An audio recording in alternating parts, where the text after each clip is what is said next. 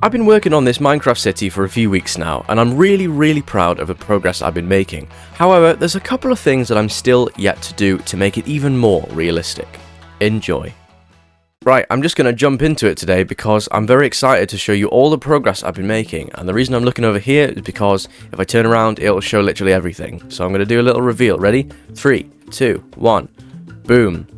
Look at that. Right, where do I start? Tell you what, I'm not even going to start over here. I'm so excited to show you this. I have created my first or second even bit of public transport, and it's actually something I'm really proud of, and it's this over here. This thing. This is my city's first metro. It's only one carriage so far because, I just only built one, really. But I'm actually kind of proud of this. This is my own design, based off a couple of images I found on Pinterest. That's where I find all my inspiration. But this, I like to think, is pretty original. I'm not really sure if I would call these wheels. I'm pretty sure they're just like gas things. I don't even know what the train components are, just the components between the wheels. Tell you what, let's call them wheels. They're wheels. Except they're slightly off the ground, but that's fine. We won't hold that against me. This would be like the signs on outside the train that would tell you like what carriage number it is and where it's going and stuff like that. You step in, so this is obviously where the platform would be, which is all the way over there. So I'm not gonna fly all the way over there to show you. But you step on the train, plenty of seating. You get like the armrests and stuff, like the things that you stand and hold on to in the middle of the train. And obviously a big row of seating all the way down, and then another door here, obviously. I like the use of string here because I use concrete powder. I like the use of string to keep it up, because you can't actually see it from here. The only problem is it doesn't look like there's a door there because there's no glass. But anyway, on either side of the metro, there is a little door with a little seat. This is where the train driver would be. So they would sit here and look out. Depending on which way the metro was going. Yeah, plenty of lighting, you know, it's like a big window for a big seat. And just look, if you're sat maybe on this side, you get to see the wonderful bridge as you go past it, which is very nice with all the coral at the bottom.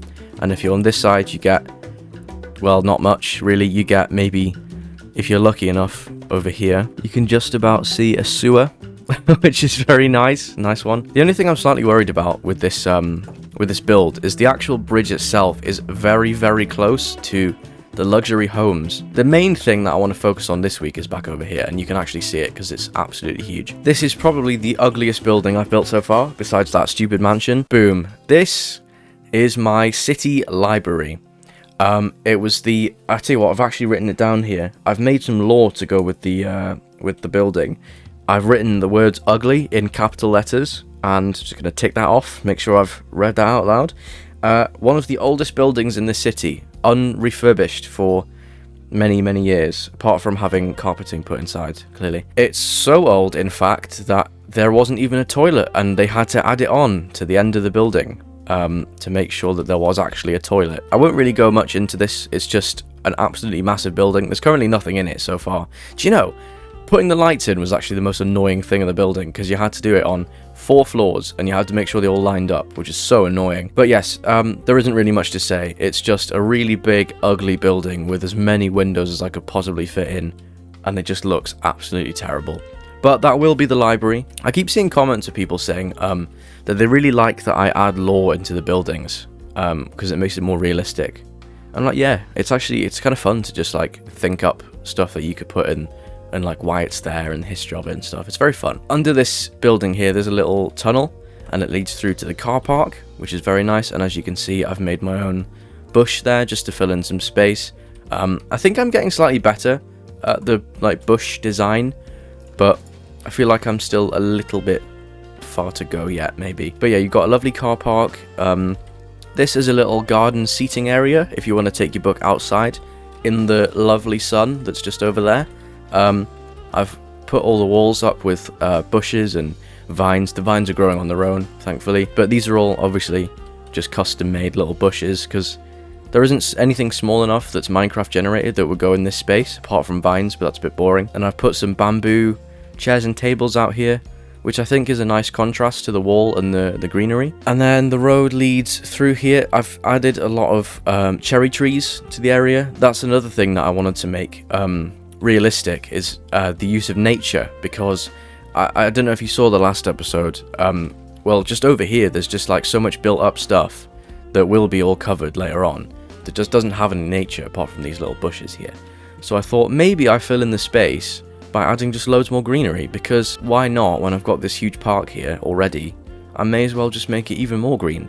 That, and also it means I don't have to keep building stuff in the gaps. So yes, you get this walkway, and then there's a little road that loops round to the end here. You drive under some trees and then you're out the other side again. Also, I just want to say, I didn't put these beehives here. I think they just appear with the trees sometimes, because I definitely didn't put that there. I was seeing bees when I was building them, and I was like, what the hell's... Like, I haven't generated a bees in ages, and it turns out there's just a beehive here that I definitely didn't put there. But I don't think it's on any other tree, so I think it's just been accidentally generated, which is kind of cool. We'll turn it back to day, and we will tour the next building, which is this. It looks a bit odd. I have to admit, this was a bit of a rush job. I don't know if I'm proud of this. It's a bit rushed. You've got 6 changing rooms, 3 on the other side, a little reception area where you can buy like goggles and shorts and stuff. It's not very well lit, I have to say. But then you get like a privacy wall where you go around the corner, and here is a swimming pool. You can see it's all very fancy, very big and very modern. Lots of like places to get in and out of. Obviously it gets deeper as it gets further down. Very well lit with like skylights and like hanging lights. You get these showers as well that they always tell you to wash in before you go in and out of the pool, because cleanliness obviously is very important. And obviously big windows here with a door leading to, that's like an escape door. I'm really enjoying coming up with different uses for my buildings, and it's actually quite a joy to build them. Like, it's very fun. I just think that I like the slanted roof, but I don't like this part of the roof. I think it's a bit of a rush job, if you ask me. As you can see, I have added a lot of cherry trees here, and it actually sort of segues into the next part, because there is a road leading from this little corner here around here to another little car park with this building here. I don't think this was here last week, so I will tour it. This is designed as a little supermarket for these luxury homes here.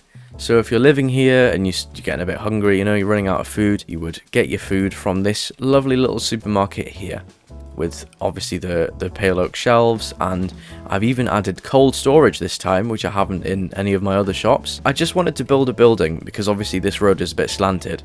I wanted to build it so it like went with the slant of the road. Doesn't look the most pretty building, but I'm not sure many corner shops do. There's not much to talk about with this one, but obviously you get your alleyway at the back.